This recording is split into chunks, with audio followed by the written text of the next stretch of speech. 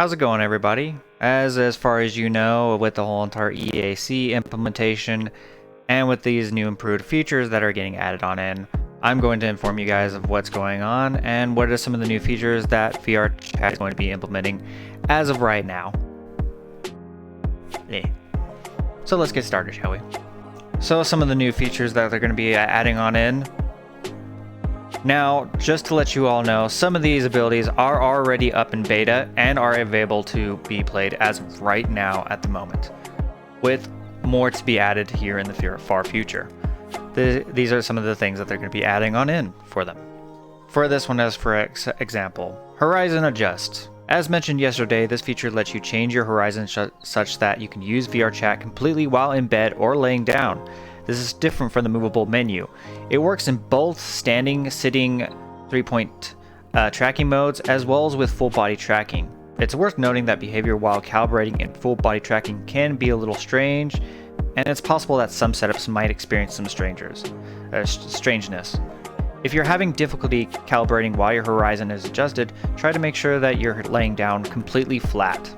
Warning, this mode can be disorientating. Use it with care. And then they have a little video on up of it, and here's the video.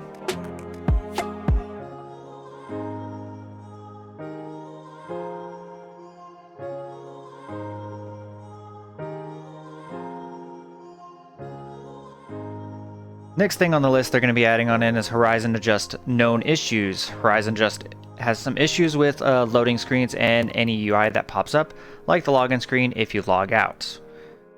One of the next other things is Movable main menu. This is actually two features in one. In the quick menu, you can lock the spawn location of your main menu to the center. If you set it to free, it will follow your line of sight even when you're laying down.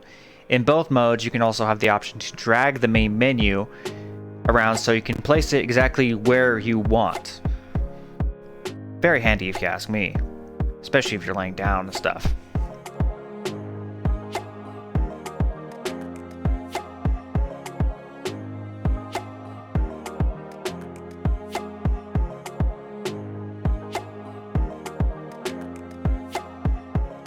Personal mirror, something also I'm looking forward to on this. This got a lot of additional work and polish today, went through Q&A and has merged into the open beta. Our primary goal was to push this feature out in a fairly basic state, but we'll literally on it to add additional functionality as soon as we can. Open it up with your action menu and the radar menu under options. For now, the personal mirror setting don't have save between launches. We'll fix that later. So as of right now, if you were to load on in, it won't have a preset save for it, so you'll just have to keep tweaking it every single time when you log back on in to use the personal mirror. And then calibration mirror. This is a special mode of the personal mirror. The calibration mirror appears when you calibrate and it's on its own settings, which saves separately from the personal mirror so you don't have to override stuff. Here's also a video of it.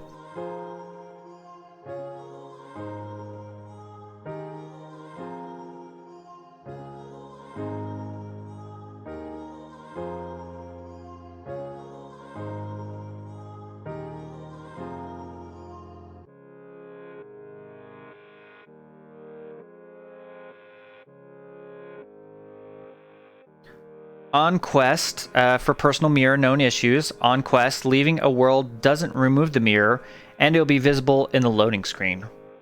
Portal prompts. This optional feature prompts you when you walk into a portal to click or pull your trigger to go through. That way you can't accidentally walk through a badly placed portal. You can turn it on in the quick menu. To avoid confusion and better describe the feature's functionality, it was renamed. The preview video below has the old name. We'll change it before written release. And then here's the video prompting for it. Moving on, we now have inverted look to move improvement. When leaning very far back or bending very far forward so that your headset goes slightly upside down, your look to move direction would suddenly point behind you. This change adds improvements to take into account if the headset is going upside down and allow you to continue to move forward during extreme leaning. In simpler terms, we fixed movement for when you're laying down on your back. Try it out, it's always on. Gesture indicator. This is a feature where you can turn on a HUD element that shows the current gesture in use in your controls. This task was created and assigned yesterday and was completed and merged in today. You can turn it on in your quick menu as of right now. So, pretty nice feature. And then here's a video prompting for it. Next is home instance types. Some users want to load into a different instance type other than invite, so now you can set your home in an instance type: invite, invite plus, friends, friends plus, and even public. You can adjust this in your quick menu. Additionally, we've decided to add an option when you click to go home that allows you to return to the default VRChat home world. Likewise, if your home world fails to load, you'll also be sent to the default VRChat home world. Next on the list is particle limiter toggle. This feature simply allows you to turn on and off the particle limit system. This was added in, it's in the quick menu, turn it on. This was added in and it's in the quick menu. Turn it on, off, and reload avatars when you do so to apply the limiter.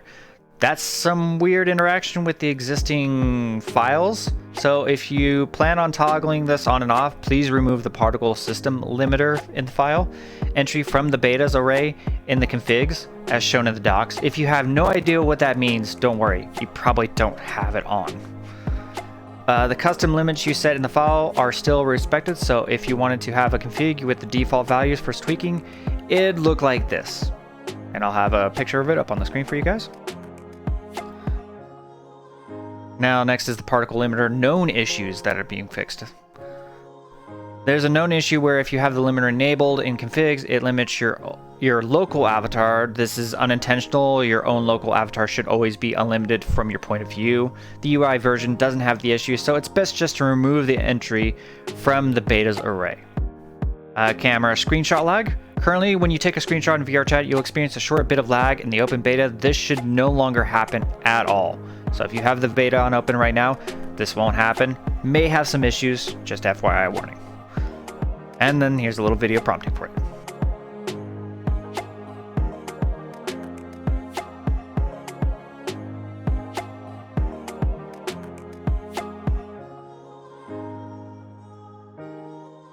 For user notes, it's only web only for now. This feature is already live in the VRChat home website. It lets you set notes on users so you can note down where you met them, remember something to tell them, etc. This task was a recent jam project and it was in progress already, so we just accelerated the web implementation a bit.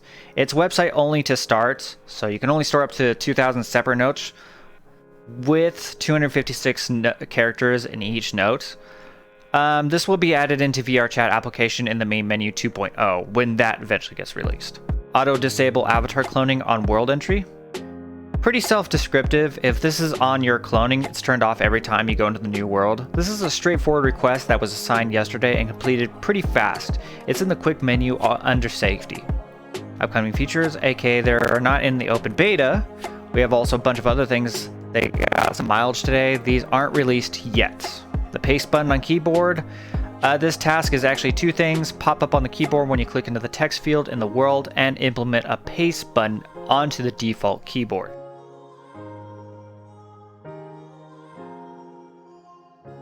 Apparently there's a copy button now too, so I guess we should just change the title of the feature next time.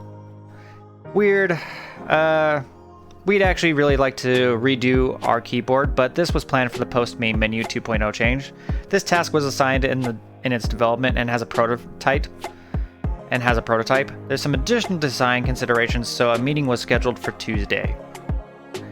Near clip override. This feature allows users to override the near clip setting as set by the world's reference camera.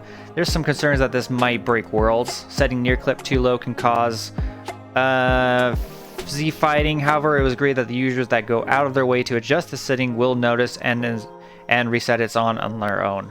Well, obviously, behavior as people use the feature and its issues will have to find a fix. So, tweak it as it goes. That's how it'll have to be. This task was assigned yesterday and has a prototype today. Text-to-speech. We're looking into implementing a text-to-speech library directly into VRChat. We want to offer this on platforms, so finding a solution that works on all platforms is ideal. In particular, we're looking at Meta's Oculus Voice SDK in addition to being easy to implement. It also supports several other features. We're looking into speech-to-text, text-to-speech, Or for example, however, since it generates voice data in the cloud, there are limitations we have to try to design around, like voice customization.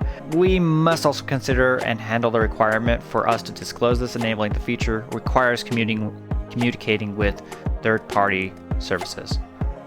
We may or may not end up using the SDK, we'll see. This task is currently in exploration and design. Speech bubble. We're experimenting with letting users chat in text form via a chat bubble that appears over your head. We've had this idea for a few times over the years. Our main worry is preventing the cellular phone problem. We don't want people starting at their menus, messaging each other across instances, even if that's what people do anyways with overlays in Discord. We're disapproved with advent of OSC, allowing users to have a speech bubble on their avatar. Users with using these systems without the distribution we expected, but we still had to figure out the rather complex OSC systems out there. Those systems are still there if you want a super custom solution, but we wanted a native solution. Needless to say, this is also a big benefit for accessibility. The speech bubble allows for local communication. You have to be close enough to read the bubble to see the text. We've got a very early prototype completed. In additional favorites, the big concern right now is not breaking paging in our current and new UI, so we had to be careful with the numbers we're laying out. Here's the numbers we're looking at, although they may change. For non-VRC plus, for friends, 3 list, 150 favorites, 450 favorites, 2.3 times increase. For worlds, 4 lists, 100 favorites, 400 favorite equals to 400 favorites. That's a 1.56 times increase. Avatars, 1 list, 50 favorites. So for VRChat plus users, friends worlds unchanged, so that doesn't change. But avatars list goes from 50 favorites to 300 favorites. That's a 3-time increase. I'm going to just leave this on the screen for you guys so you guys can take a look at it and read it over. Hide avatars by distance. Hide avatars that are more than X meters away from you and replaces them with a super low polygon placeholder. Additionally, work was completed on this task. It's currently awaiting QA, who we are understandably a little overloaded. There are some additional pitches to consider. Exclude friends from hiding, exclude shown avatars from hiding, should the placeholder show you what direction someone is facing. There are also some explorations and discussions regarding optimization of IKEA data. Don't need to send or receive IKEA to people that aren't showing you currently, as well as transparency. So it would be good if the diamond was transparent, but there are some concerns about overdraw with that. So that is some of the things that they are working on currently at the moment, either have in VRChat already, or is in beta, or they're going ready to place this on it. So looks like as of right now, VRChat is adding some great new things. Wanted to at least give you guys a little bit of an update about this and let you guys all know. Plus also let you guys know I'm back on YouTube for a bit. Sorry about that. Some IRL things kind of came on up and I kind of had to take care of them for a bit. So I'm hoping now I can kind of get back into some things. Some of the things I kind of want to try on out is to maybe try getting you guys a little bit of news on some of the updates of what's going on in VRChat. Because I think VRChat is still a really great platform. Just needs some additional extra things on it to it. But with that, guys, I'll catch you guys all in the next one. Bye!